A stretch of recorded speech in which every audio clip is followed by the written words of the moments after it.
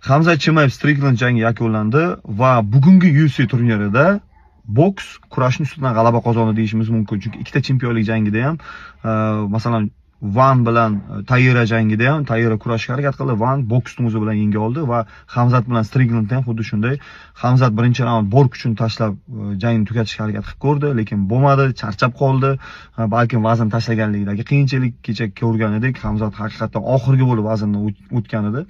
Balkim charchagandir va Strickland o'zini ishini qildi. To'g'ri, va joyi keldiki, Hamzat charchab qolgan vaqtida Strickland hattoki oldinroqqa o'tishi mumkin edi, lekin Hamzat albatta kurashi o'tmagandan keyin ham hattoki to'xtab qolmadi va bokschi bilan stoykada urishdi.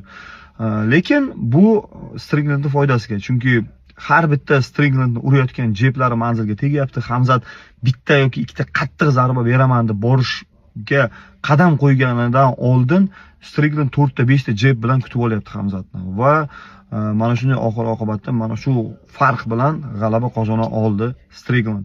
Hamzat takedownlar hisobida olaman dedi, lekin bu o'xshamadi. Bu sport. Ko'rgan edik, sparringlarda Hamzat Stricklandni qiynagan deb aytilgan edi, lekin men bir videoda aytgan edim, sparringlar bilan professional jang, oktagon o'rtasidagi jangda umuman katta farqlar bor va bu yerda boshqa narsalar, tana boshqa holatda bo'ladi, psixologik boshqa holatda bo'ladi odam.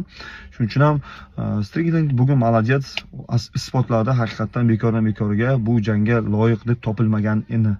Va Daniel Cormier aytgan edi, Hamzatni kimdir to'xtata olishi mumkin bo'lgan inson bo'ladigan bo'lsa, bu Strickland degan edi va haqiqatan ham Hamzatni karyerasidagi birinchi mag'lubiyatiga sababchi bo'lib qoldi. Fikrlaringizni qoldiraman, albatta Hamzatni fanatlari toshbo'ron qilishlaringiz mumkin meni kommentariyada.